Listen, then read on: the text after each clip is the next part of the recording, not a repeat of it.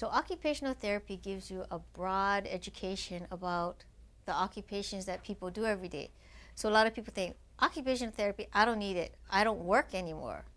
But we don't look at occupational therapy as work. The occupations that we consider is bathing, dressing, toileting, home management. So it starts at basic self-care and expands further. Like, are you able to catch a bus and get into the community now that you've had a brain injury?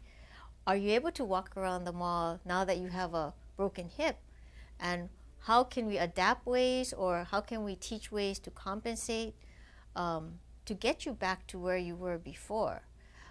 So that's kind of where occupational therapy has a lot of flexibility. We work with babies with developmental problems. We work with 100-year-olds who are still pretty spry and independent but had some kind of healthcare issue.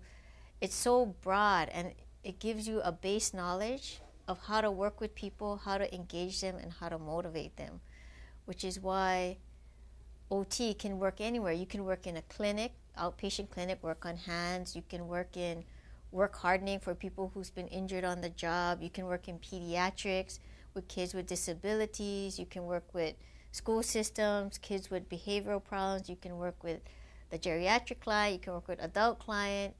You can work in the community creating your own program to help people live independently or help caregivers. It's the broad knowledge that it gives you and a way of thinking that helps you to problem solve and helps people to problem solve everyday living issues, which is why, it's very practical. And that's the advantage of occupational therapy. I believe in the religion of OT.